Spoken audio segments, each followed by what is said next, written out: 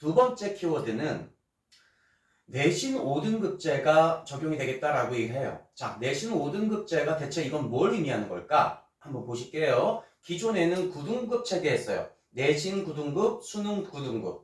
내신 9와 수능 9 같은 개념으로 접근을 했는데 이제는 내신 개념을 5등급으로 축소시키겠다, 변화시키겠다라고 하는 것은 1등급 체계가 10%대까지예요.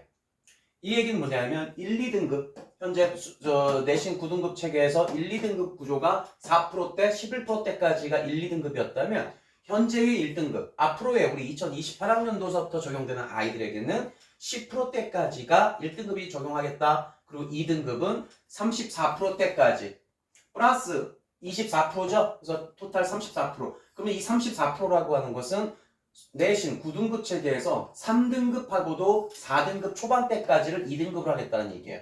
그래서 일각에서는 2등급 의미 없어졌네? 라고들 얘기를 많이 하는 거예요. 이해되셨죠? 그래서 1등급 안에 들어와야만, 진입이 되어야만 아마도 원하는 대학에 혹은 전공에 진입이 가능하지 않을까라고 예측이 됩니다. 네.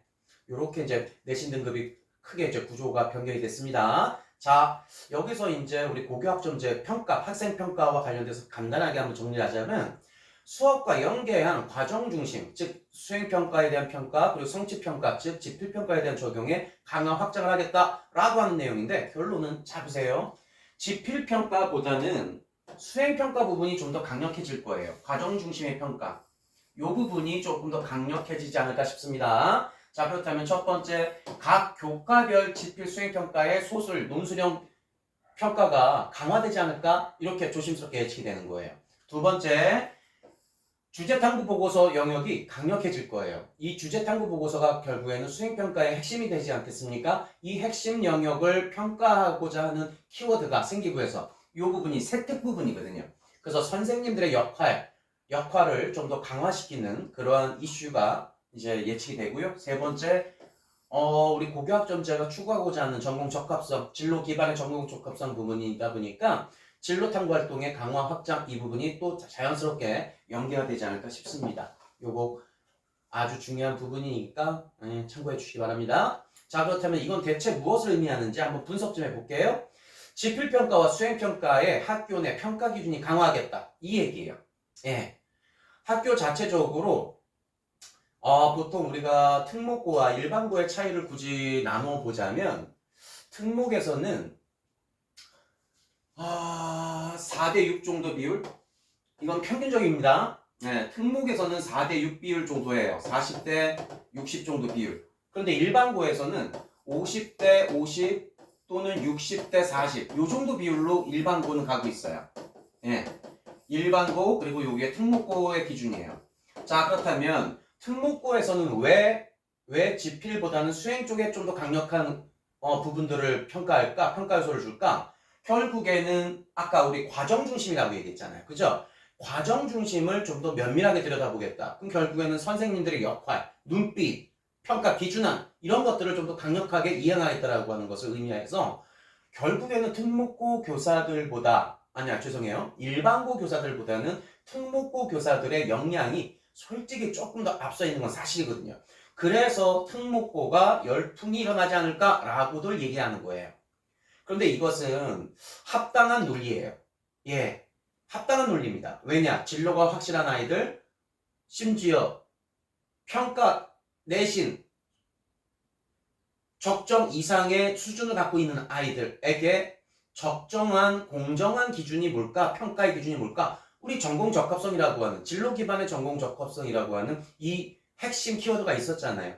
그것을 확인해 볼 수 있는 가장 좋은 평가 기준은 수행평가에서 각 교과별 선생님들이 어프로치해 주는 그 평가 기준안이 아닐까? 그래서 상위 계층의 아이들이 진로가 있는 상태의 아이들이라면 특목고 쪽으로 진입해 보는 거 상당히 유리한 영역이다. 왜? 2등급 수준이 이제는 1등급 안으로 진입을 했다라고 하는 표면적인 제시가 되고 있기 때문에 기준안이 마련이 됐기 때문에 그래서 1등급 진입을 위한 우리 아이들의 액티비티가 조금 더 강력한 특목고 쪽으로 진입 확장되지 않을까 이렇게 예측은 하는 겁니다.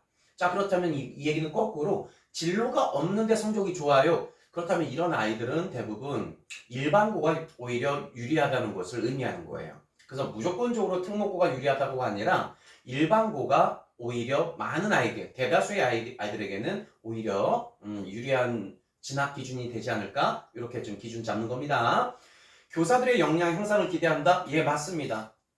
이 역량 향상 기대, 교사들의 각 교과별 교사들이 평가 기준, 과정 중심의 평가를 하기 위해서는 결국에는 각종 수행 평가 수준을 우리가 들여다봐야 되고요. 그 수준을 평가하기 위해서는 어떤 기준이 마련이 되냐면 서술형과 논술형이라고 하는 각종 테스트가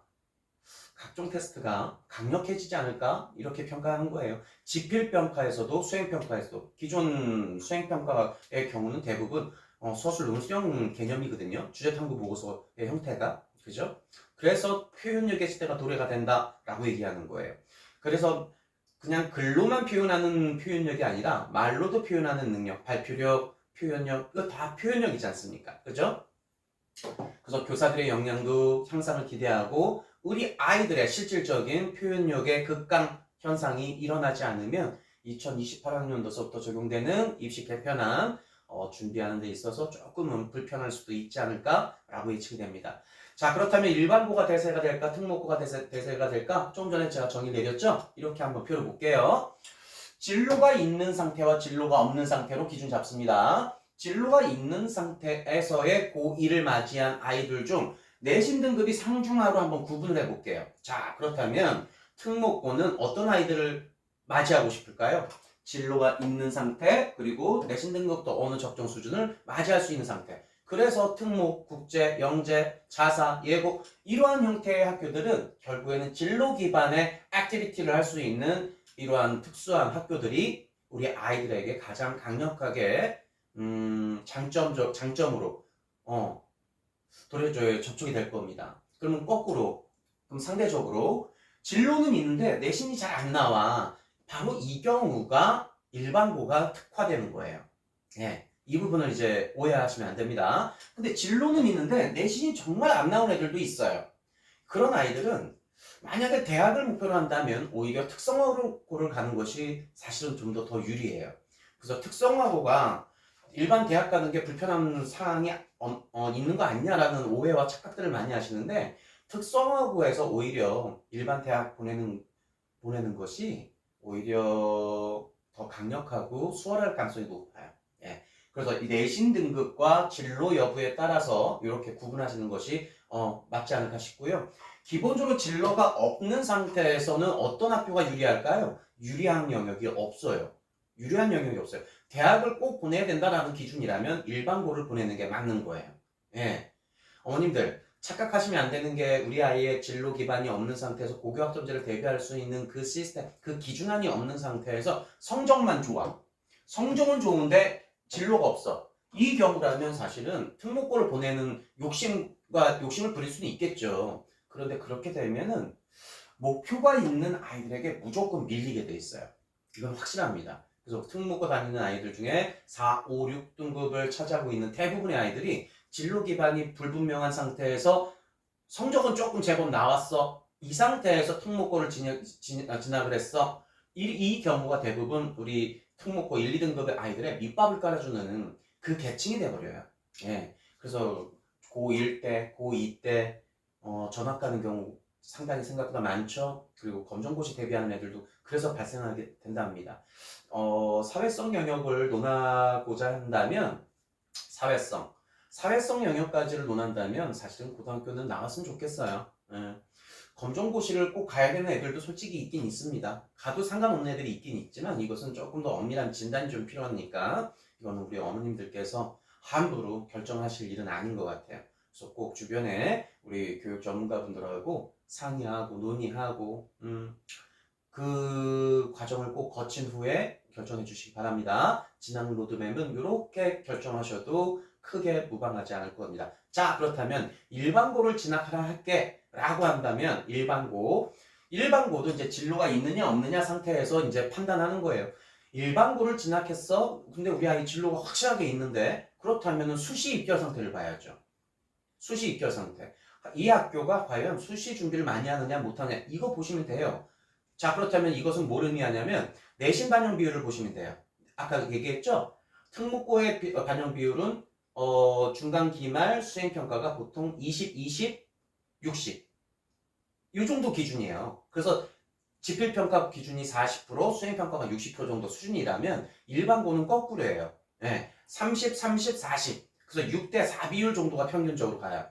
자, 그렇다면은 일반고 중에서도 25대 25, 50.